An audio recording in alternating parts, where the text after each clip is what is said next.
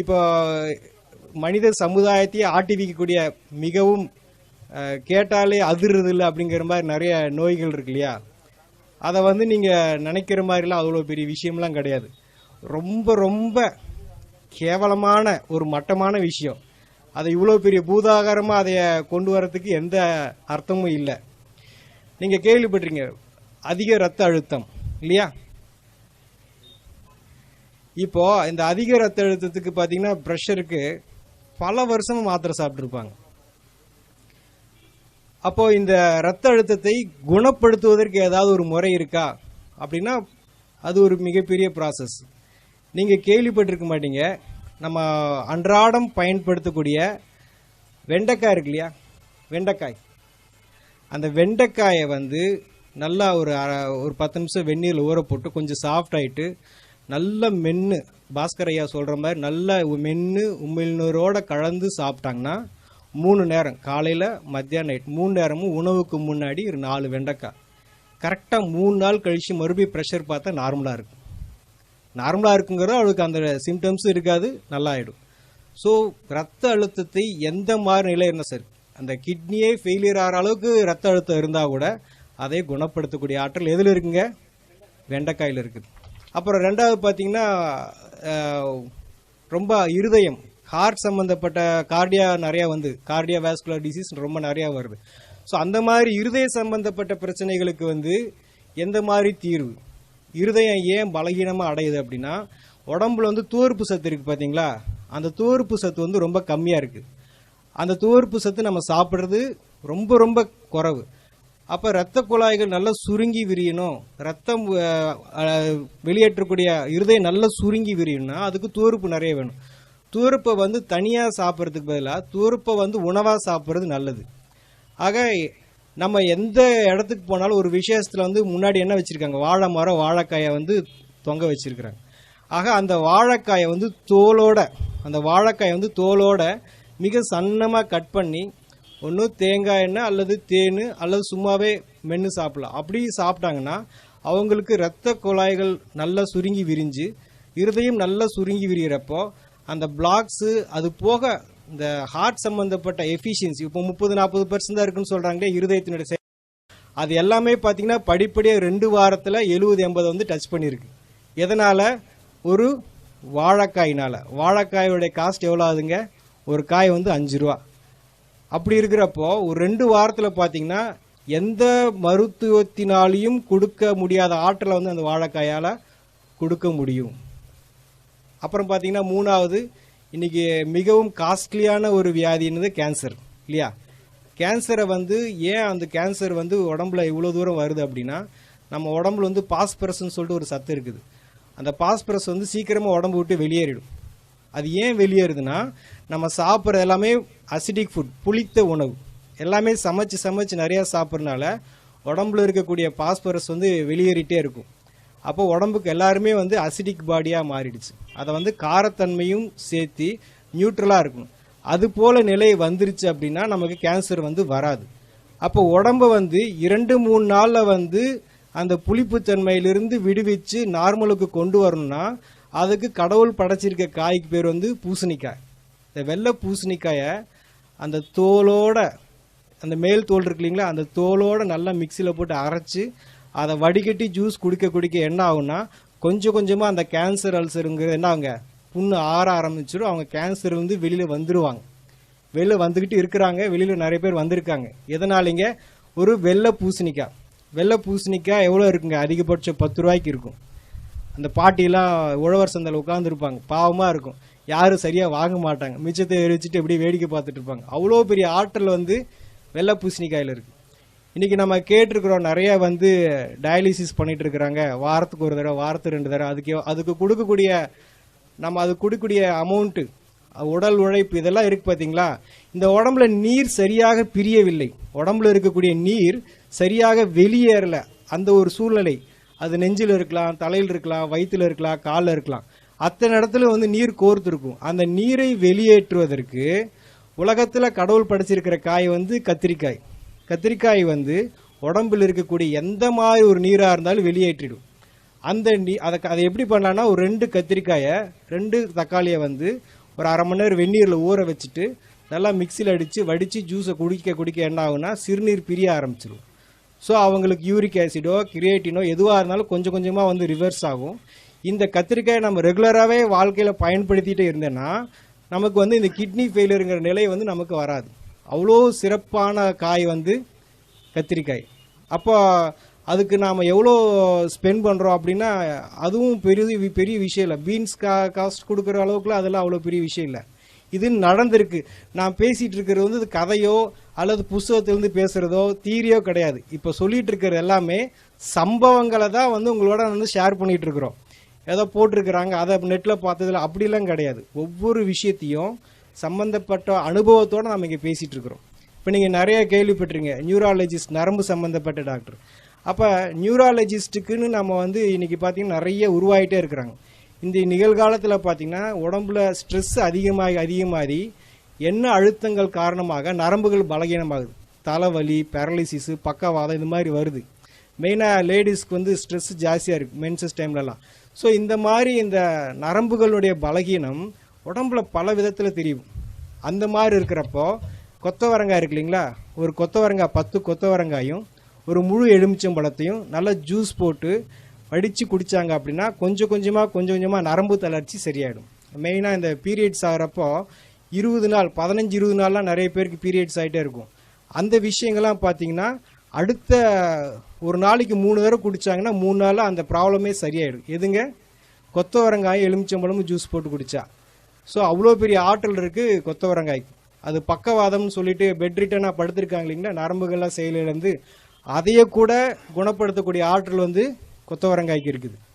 அப்புறம் பார்த்தீங்கன்னா நிறைய பேருக்கு தூக்கம் இல்லாமல் தவிக்கிறாங்க இல்லைங்களா, தூக்கம் இல்லாமல் நிறைய செடேஷன் டேப்லெட்ஸ்லாம் போட்டுக்கிறாங்க.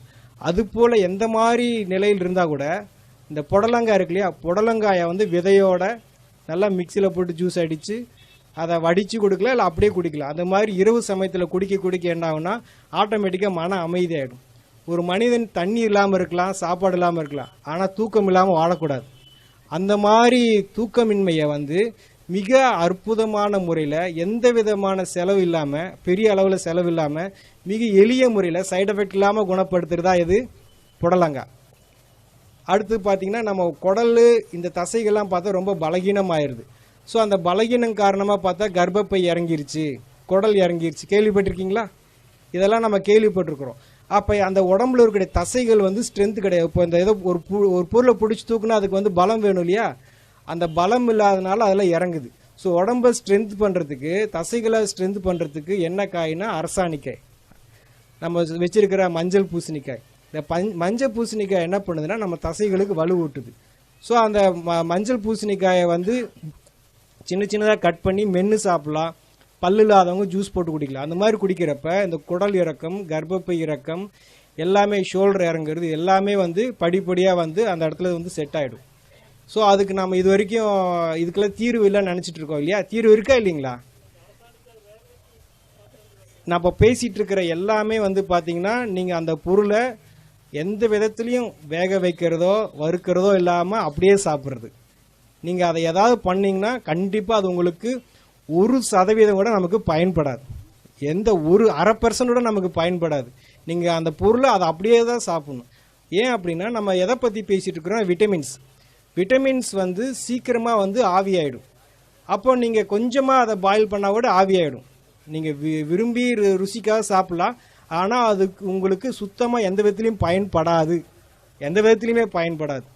அப்புறம் நம்ம நிறைய கேள்விப்பட்டிருக்கிறோம், என்னது கொலஸ்ட்ரால் அப்படிங்கிறது ஒரு சகஜமாக எல்லாருக்கும் இருக்கக்கூடிய ஒரு விஷயமாயிடுச்சு. இங்கே இருக்கிறவங்களுக்கு எடுத்து பார்த்தா 70% நெகட்டிவாக தான் கொலஸ்ட்ரால் இருக்கும். ஸோ அந்த கெட்ட கொழுப்பு எப்படி உடம்பு விட்டு நீங்கும் அப்படின்னா, உடம்புல வந்து எந்த மாதிரி கொழுப்பாக இருந்தாலும் அந்த கொழுப்பை வந்து தசையிலிருந்து தோலிருந்து கொஞ்சமாக நீக்கி வெளியே அனுப்புறதுக்கு தான் கோவக்காய் என்ன பண்ணுதுன்னா கொஞ்சமாக அந்த கெட்ட கொழுப்பை உடம்புலேருந்து நீக்கி அந்த ட்ரைக்ளிசரைடு, எல்டிஎல் இதெல்லாம் வந்து கொஞ்சமாக நீக்கி உடம்பு வந்து சுத்தமாக வச்சுக்கும். ஃபேட்டி லிவர்னு சொல்லுவாங்க. அதெல்லாத்தையும் கூட இந்த கோவக்காய் வந்து மிக அற்புதமான முறையில் சரி பண்ணிவிடும். ஸோ கொலஸ்ட்ராலுக்கு ஒரு தீர்வு கிடைச்சிருச்சா. அப்புறம் உடம்புல சொரியாசிஸ் சொல்லுவாங்க இல்லையா, மிக கடுமையான வியாதி, பயங்கரமான தோல் சம்மந்தப்பட்ட பிரச்சனை. அந்த மாதிரி சொரியாசிஸ்க்கு வந்து ட்ரீட்மெண்ட்டில் நிறைய பேருக்கு சர்ஜரி லெவலில் போகிறாங்க. அந்த மாதிரி சர்ஜரியெலாம் இல்லாமல் சாதாரணமான முறையிலே வந்து சரிப்படுத்துறது தான் வந்து கோவக்காய். கோவக்காய்க்கு மீறின ஒரு பொருள் கிடையாது. இந்த வெள்ளையாக இருக்குல்லையா, ஒயிட்லலாம் வெள்ளையாக பேச்சஸ் வருது. இந்த மாதிரி வெள்ளையாக இருக்கக்கூடிய பேச்சஸ்க்கு கூட இந்த கோவக்காயை சாப்பிட்டு மீண்டும் அந்த கலர் வந்திருக்கு. கோவைக்காய் அதோட கோவை இலை கிடச்சா அதோட ரொம்ப சிறப்பு. சரிங்களா? கொலஸ்ட்ராலுக்கு சரி, இந்த மாதிரி ஸ்கின் ப்ராப்ளத்துக்கு எல்லாத்துக்குமே கோவக்காய் நல்லா கேட்கும். அடுத்து பார்த்தா சுவாசத்தில் நமக்கு வந்து சரியான ஆக்சிஜன் பற்றாக்குறை இருக்கிறனால தான் இந்த ஆஸ்துமா, வீசிங் இதெல்லாம் வருது. ஸோ அந்த மாதிரி சுவாச சம்பந்தப்பட்ட பிரச்சனைக்கு உடம்புல அதிகமான ஆக்சிஜன் பிராணனை கொடுக்கக்கூடியது தான் வந்து முருங்கை இலையை கீரையை ஜூஸ் போட்டு குடிக்கலாம். அல்லது முருங்கை விதை இருக்குது பார்த்தீங்களா, அது முத்துன முருங்கை விதையை வந்து எண்ணெய் பசை இருக்கும், அதை வந்து அப்படியே வாயில் பபுள்க மாதிரி சப்பி சாப்பிடணும். இது மாதிரி பண்ணிட்டு வர எப்பேற்பட்ட எவ்வளோ காலமான நீண்ட கிரானிக்காக இருக்கக்கூடிய ஆஸ்துமா, வீசிங் கூட சரியாக முருங்கை கீரையும் முருங்கை விதையும் சேர்க்க சுவாசத்தினுடைய ஃப்ரெஷ்னஸ், ஏன்னா உடம்புல சுவாசம் ரொம்ப முக்கியம் இல்லையா, அதனால அதுக்கு ரொம்ப முக்கியத்துவம் இருக்குது. முருங்கைனால வந்து எந்த மாதிரி சுவாச சம்மந்தப்பட்ட பிரச்சனைகளும் சால்வ் பண்ண முடியும். அப்புறம் பீர்க்கங்காயை பற்றி சொல்கிறதுனா நம்ம நிறைய அதை யூஸ் பண்ணுறதில்ல. நிறைய பேர் பாவக்காயை வந்து ரொம்ப மதிப்பாக சொல்கிறோம். அது கூட ஒரு மேலே வந்து விஷயந்தான் பீர்க்கங்காயை வந்து தோலோட, அந்த பீர்க்கங்காயோட விசேஷமே தோல் தான். அந்த தோலோட நம்ம வந்து ஜூஸ் போட்டு அல்லது மென்று சாப்பிட்டோம்னா நம்ம உடம்புல பெப்டிக் அல்சர் அப்படின்னு சொல்லிட்டு ஒரு அல்சர் இருக்கும். அந்த அல்சர் வந்து அதிகப்படியாக வந்து உடம்பு எல்லா பக்கமும் வந்து புண்ணாக மாறி அந்த புண்ணு வந்து உடம்பு ஃபுல்லாக பரவும். அப்போ அந்த புண்ணெல்லாம் ஆத்துறதுக்கு உடம்புக்கு என்ன வேணும் அப்படின்னா இந்த பீர்க்கங்காய் ஜூஸ். இந்த பீர்க்கங்காயை வந்து மென்று சாப்பிட ஆட்டோமேட்டிக்காக உடம்புல இருக்கிற புண்ணெல்லாம் ஆறிடும். ஸோ புண்ணு ஆற நம்ம உடம்புல இருக்கக்கூடிய ஹார்மோன்ஸ் எல்லாம் வந்து சரியாக அவங்களுக்கு சுகர் அப்படிங்கிறது கொஞ்சமாக நார்மல் ஆகும். அப்புறம் நீங்கள் பார்க்குறீங்க மூட்டு வலிக்கு வந்து இப்போ என்ன, இடது காலுக்கு ஒரு 2 லட்சம், வலது காலுக்கு ஒரு 2 லட்சம் எடுத்து வச்சுக்கிறாங்க. ஸோ மூட்டு வலி வந்து ரொம்ப அதுவும் காஸ்ட்லி ஆகிடுச்சு. நம்ம உடம்புல நல்ல கொழுப்பு, ஹை டென்சிட்டி லிப்பிட் ப்ரொஃபைல், அது போக உடம்புக்கு வேண்டிய நல்ல எண்ணெய் பசை இருந்ததுன்னா எலும்புகள் வந்து ஸ்ட்ராங்காக இருக்கும். இன்னைக்கு வந்து பார்க்குறாங்க, இப்படி நடந்து போகிறாங்க, சும்மா கீழே படிக்கட்டு விட்டு இறங்குறாங்க, கால் ஃப்ராக்சர் ஆகிடுது. சும்மா ஏறுறாங்க, கீழே விழுந்தாங்க, வண்டி மேலே தான் விழுந்திருக்கு, ஆட்டோமேட்டிக்காக ஏதாவது ஃப்ராக்சர் ஆகிடுது. ஃபுட்பால்லாம் பார்த்தீங்கன்னா அவங்க அப்படி ஓடி போய் திரும்பி குட்டிக்கரணை அடித்து விழுகிறாங்க, அவங்களுக்குலாம் ஒன்றும் ஆகிறதில்ல. நம்ம சும்மா விழுந்தாலும் ஏன் ஃப்ராக்சர் ஆகுது? ஸோ அப்போ எலும்புகள் வந்து ரொம்ப பலகீனமாக இருக்குது. இந்த எலும்பை வந்து நல்லா உறுதியாக ஸ்ட்ராங்காக வச்சுக்கிறதுக்கு வந்து தேங்காயில் வந்து முத்துன தேங்காய் இருக்கு இல்லையா, கொப்பரை தேங்காயில் எண்ணெய் பசை இருக்கும், பச்சை தேங்காயில் எண்ணெய் பசை இருக்காது, கம்மியாக இருக்கும். அந்த கொப்பரை தேங்காயை நல்லா வாயில் போட்டு மென்று சாப்பிட்டாங்கன்னா இந்த ஏர் கிராக்கு, ஃப்ராக்சரு, எலும்பு சரியாக கூடலை, இந்த மாதிரி எந்த விஷயமா இருந்தாலும் சீக்கிரமாக கூடிடும். அவங்களுக்கு சர்ஜரி என்பது தேவையில்லை. அப்புறம் பார்த்தீங்கன்னா ரீசெண்டாக பார்த்தீங்கன்னா நிறைய பேருக்கு வந்து இப்போ இருக்கக்கூடிய இளைய தலைமுறை லேடிஸ்க்கு பார்த்தீங்கன்னா தைராய்டு, அது ரொம்ப ஃபேமஸ் ஆகிடுச்சு. யாரை கேட்டாலும் எனக்கு தைராய்டுன்றாங்க. ஆக உடம்புல வந்து ஒரு சுரப்பி ஹார்மோன் வந்து இம்பேலன்ஸ் ஆகுது. அந்த ஹார்மோன் இம்பேலன்ஸுக்கு என்ன காரணம் அப்படின்னா கால்சியம் வந்து சரியான விதத்தில் செயல்பாடு இல்லை அதிகப்படியாக வேலை செய்யுது, இல்லைன்னா குறைய வேலை செய்யுது. இந்த கால்சியத்தை சீரமைக்கக்கூடிய பணியை செய்கிறத யார் அப்படின்னா எலுமிச்சம்பழம். நம்ம நினச்சிட்டு இருக்கோம் எலுமிச்சம்பழம் ஜூஸ் நல்லது அப்படின்னு, கிடையவே கிடையாது. நீங்கள் குடிக்கக்கூடிய அந்த எலுமிச்சம்பழம் ஜூஸ் வந்து சுத்தமாக யாருக்குமே பயன்படாது. எலுமிச்சம்பழம் தோல் இருக்குது பார்த்தீங்களா, அதில் தான் ஊட்டச்சத்து இருக்குது. எலுமிச்சம்பழத்தை தோலோட மிக்சியில் ஜூஸ் போட்டு அடித்து குடிக்கலாம், அல்லது தோலை மட்டும் கொஞ்சமாக வாயில் மென்று சாப்பிட ஹார்மோன் இம்பேலன்ஸ் வந்து சரியாகும். நான் சொல்லியிருந்த எந்த விஷயமும் வந்து நிகழ்காலத்தை நீங்கள் யார் செஞ்சாலும் 100க்கு 100% அது வேலை செய்யும். அது எந்த விதத்திலையும் யாரையும் ஏமாத்தாது. ஆகலாம், பார்க்கலாம், செய்யலாம், நடக்கலாம், அப்படிலாம் எதுவுமே கிடையாது. நீங்கள் செஞ்சு பார்க்கணும். ஆக நாங்கள் என்ன சொல்கிறோன்னா, குணப்படுத்துறதுக்கு நாங்கள் தயார், நீங்கள் குணமாகறதுக்கு நீங்கள் தயாரான்னு கேட்குறோம். ஆக இதெல்லாம் எப்படிங்க பச்சையாக சாப்பிட்றது, எப்படிங்க இவ்வளோ நாளாக சாப்பிட்டு இது பண்ணுறது அப்படின்னா, இப்போ நான் சொல்லிட்டு இருக்கிறேன்ல வெண்டைக்காய், ஒரு 4 வெண்டைக்காயை நீங்கள் சாப்பிட்டுட்டு 4 வெண்டைக்காயை சாப்பிட்டுட்டு அப்புறம் எப்பயும் போல் நீங்கள் சமைச்ச உணவு சாப்பிட்டுக்கோங்க. ஃபஸ்ட்டு 4 வந்து நீங்கள் என்ன உங்கள் உடம்புக்கு என்ன தேவையோ அதை கொடுத்துட்டதுக்கு அப்புறமா உங்களுடைய உணவை செஞ்சிட்டிங்கன்னா உங்கள் உடம்புக்கு என்ன தேவையோ கொடுக்கப்பட்டாச்சு. அதுக்கப்புறமா நீங்கள் வீட்டில் என்ன பழக்கத்தில் பண்ணியிருந்தீங்களோ திருப்பி நீங்கள் எந்த நோயோட பாதிக்கப்பட்டீங்களோ அது திருப்பி டெஸ்ட் பண்ணி பார்த்தா முற்றிலுமாக சரியாக இருக்கும்.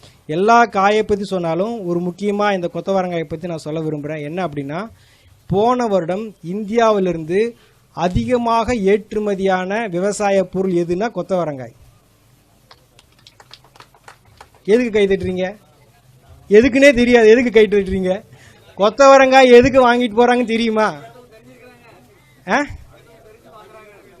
நம்ம வாங்கலைன்னு தலை தான் குனியணும். ஏன் வாங்குறாங்கன்னு தெரியுமா? அந்த கொத்தவரங்காயில் கிளஸ்டர் பீன் ஆயில் ஒரு எண்ணெய் பசை இருக்குது. கொத்தவரங்காய்க்குள்ளே ஒரு எண்ணெய் பசை இருக்குது. அந்த எண்ணெய் பசை ராக்கெட் லான்ச்சுக்கு யூஸ் பண்ணுறதா அவங்க சொல்கிறாங்க. நான் ராக்கெட் லான்ச் யூஸ் பண்ணுறோம், ஆள் குழாய் குளறுகளுக்கு இந்த எண்ணெய் பசை ரொம்ப முக்கியம் அப்படின்னு சொல்லி சொல்கிறாங்க. ஆனால் ஒரிஜினலாக அது நரம்பு சம்மந்தப்பட்ட எல்லா பிரச்சனையும் சால்வ் பண்ணும். அந்த ஒரு காய் மட்டும் நம்ம எல்லாரும் பயன்படுத்தினோன்னா மொத்த மருத்துவ உலகமே ஸ்தம்பிச்சு போயிடும். அவ்வளோ ஆற்றல் இருக்குது அந்த கொத்தவரங்காய்க்கு.